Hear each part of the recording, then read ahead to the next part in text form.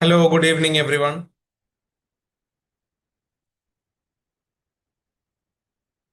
How are you all? At another revision session of Kerala Set exam. Yes, so the Kerala Set exam is scheduled on August 2. So, like, no, at Vallath YouTube platform, we have a set revision, Kerala Set revision. The last two sessions was on the subject paper of English literature, and now today I'm here with the general paper revision, where you will have to discuss about the basically about the teaching aptitude part. That is more about learning theories, the application of learning theories, and all we'll discuss. Yes. How are you all? Doing good? Maybe like when you hear Kerala set revision, don't think that this won't benefit others also, but definitely, if you're writing any eligibility test, like state eligibility test, this will benefit you only. So be here in the revision. Definitely, you will get ideas on teaching aptitude. Okay, because every eligibility test, basically teacher eligibility tests have the teaching aptitude part. Okay, so can I move on to the questions one by one? So the first question.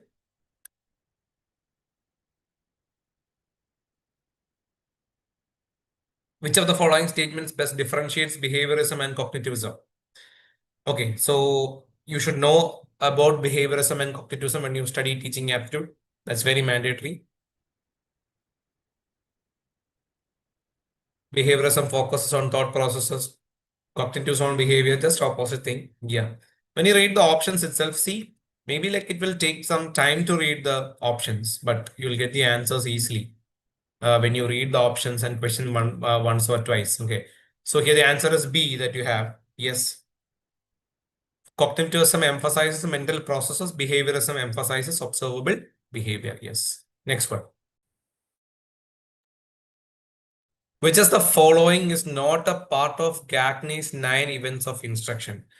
We need to study the Gagney's series or 9 levels of instruction that we have. Where see, we have gain attention there, provide feedback, assess prior knowledge, enhance retention and transfer. Yes. What do you think the answer will be? You have 9 levels of series of instruction by Robert Gagney.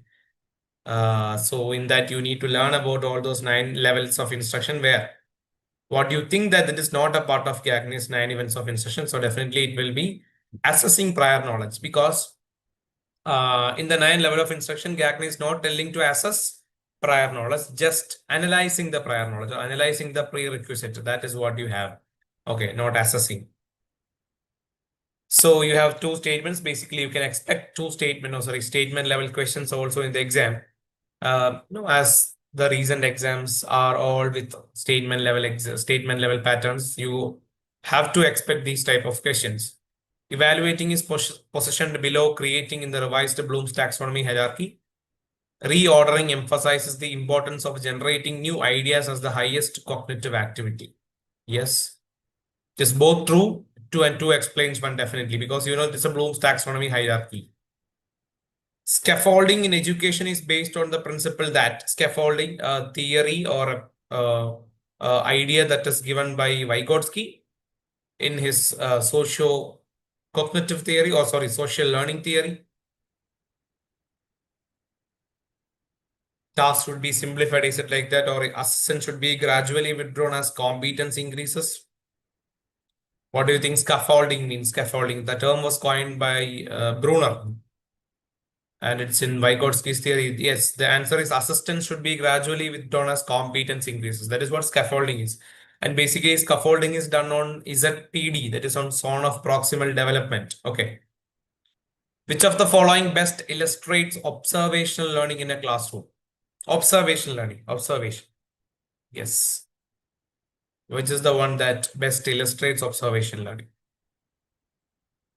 A student receives a reward, or student imitates a peer. See, that's what a student imitates. So whenever there is an imitates, definitely that will be given the answer for observational learning, which is or whose theory is observational learning? It is Albert Bandura's theory is observational learning. That is social cognitive theory. There we have the different steps like attention, retention, motor reproduction, and motivation. Okay. So it is Albert Bandura's theory, based on Albert Bandura's theory. And Thorndike's law of effect emphasizes. Thorndike's law of effect emphasizes. Thorndike's law of effect emphasizes what is the importance of prior knowledge, rewards strengthen connections between SR bonds, learning through discovery alone, hierarchical preconditions for skills. Yes. Very easy answer. It's reward strengthen connection between SR bonds. That means stimulus response bonds. That is law of effect. Next one. According to Bandura, which factor is most critical for effective modeling? Effective modeling. Albert Bandura, he said about the observational learning, that is social cognitive theory, that Bandura says like you have a model in a society and obviously that model is influencing the learner. Obviously the learner will influence back the society. So what is the most critical factor to be an effective model? Is it high IQ? Is it repetition or is it status and attractiveness? See, option A, obviously you can eliminate because they're asking about the model. The question is about the model. So high IQ of the learner is not critical for or factor for effective modeling. Definitely it is a status and attractiveness because if a model is saliently noticeable, then obviously there will be a learning happen through the model.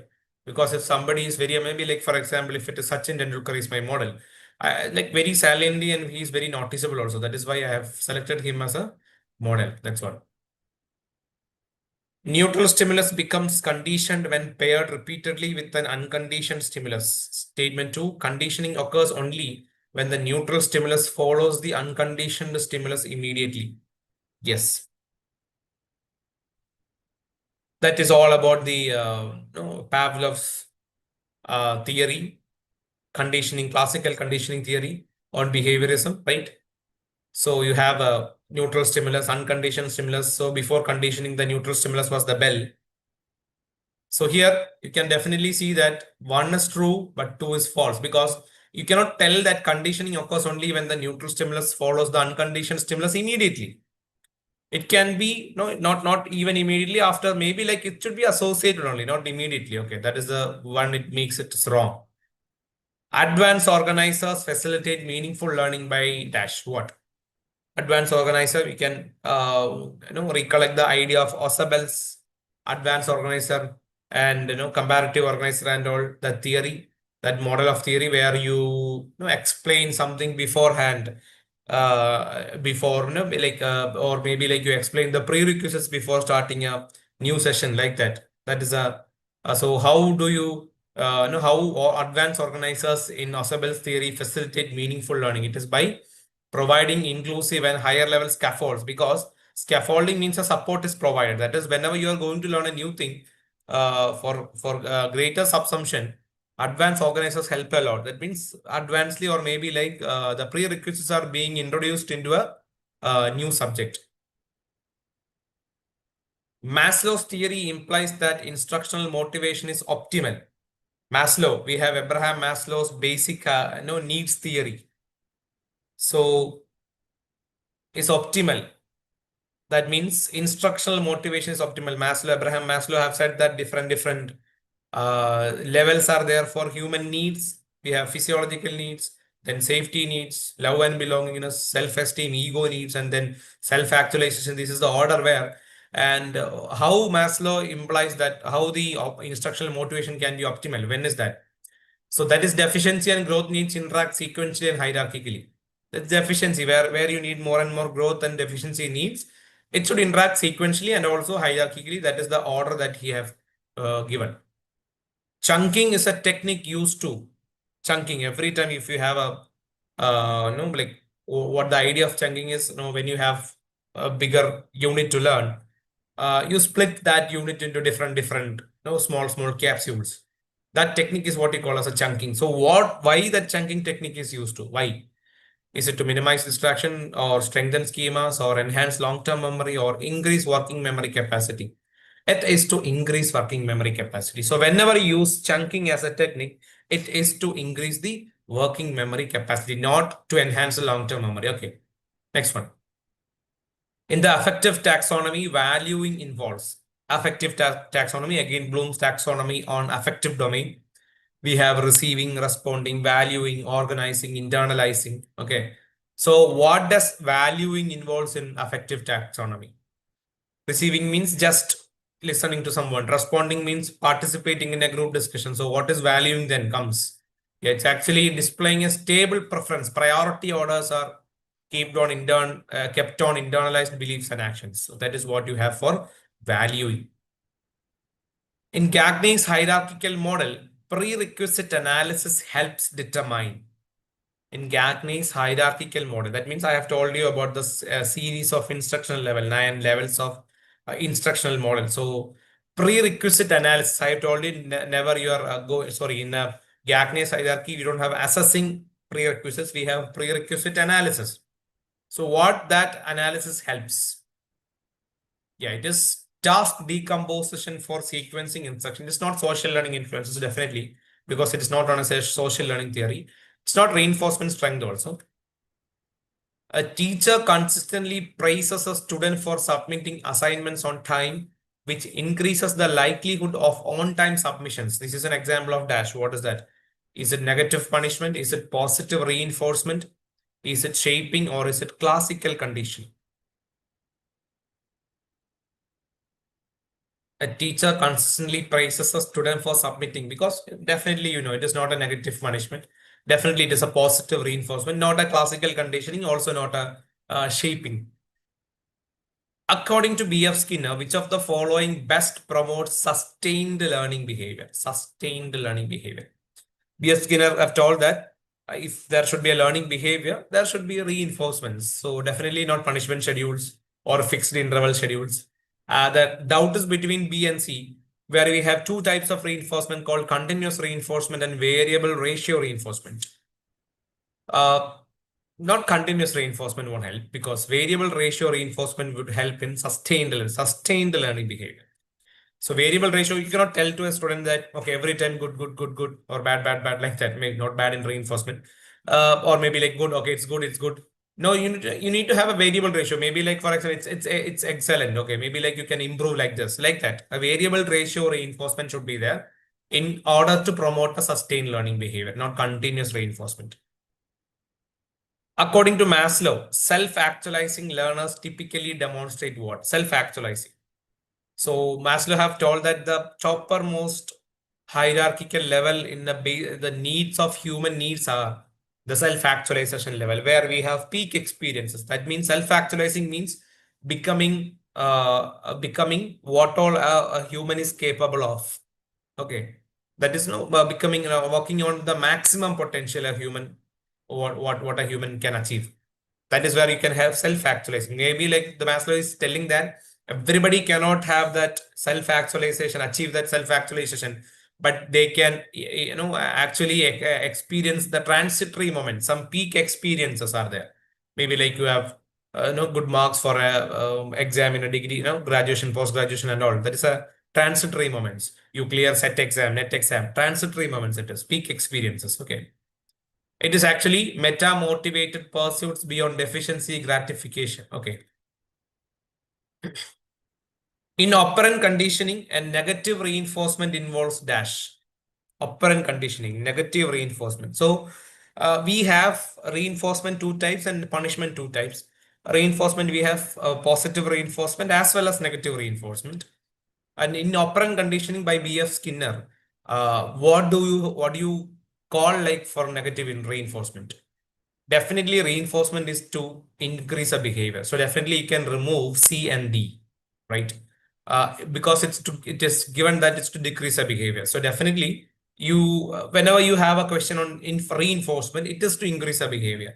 And it is not adding something unpleasant, it is removing something unpleasant to increase a behavior. That is the answer. Equilibration drives cognitive development by resolving conflict between existing schemas and new experiences. Assimilation modifies existing cognitive structures to incorporate new information. Yes, it is existing schemas. Okay.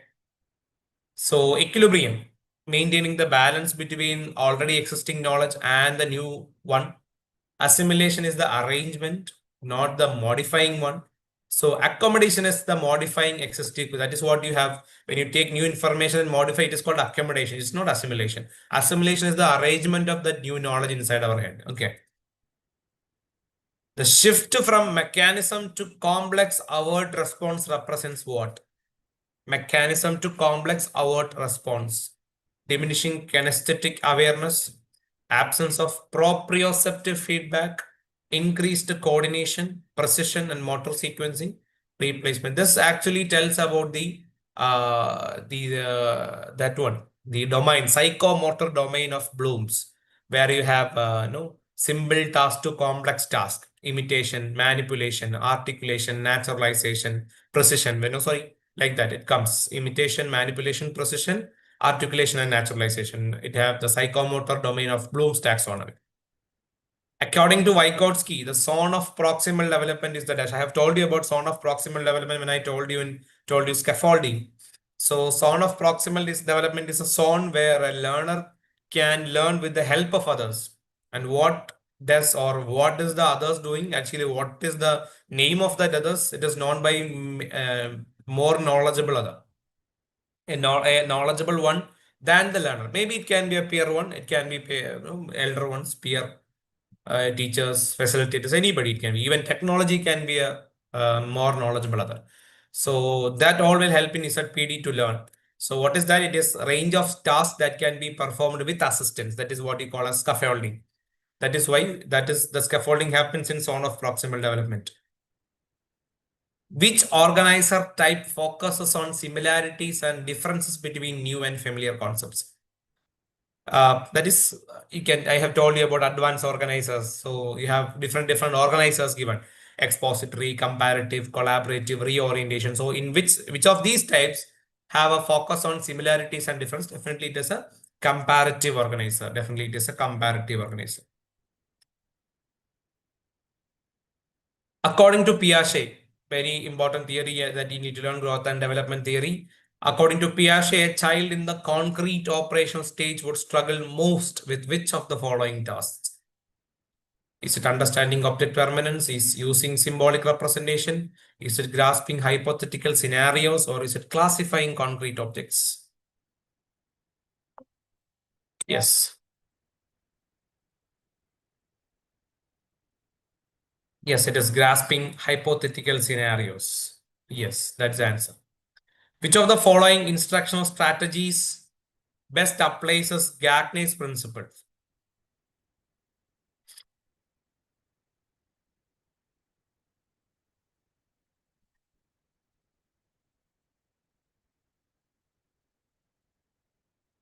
Gagney's principle, obviously following a structured sequence, gain attention, inform objectives, present content, elicit performance, provide feedback. Yeah. An educator who evaluates students using a range of products, videos, journals, performances, and quizzes is applying principles primarily from, yeah, because in this theory, definitely that person have said you need to have plurality. That means teaching a topic in different way, plurality. That is only from Gardner's theory of multiple intelligences. Yeah. Yes, so thank you guys. That was all for today on the Kerala set revision. I think you have got some idea regarding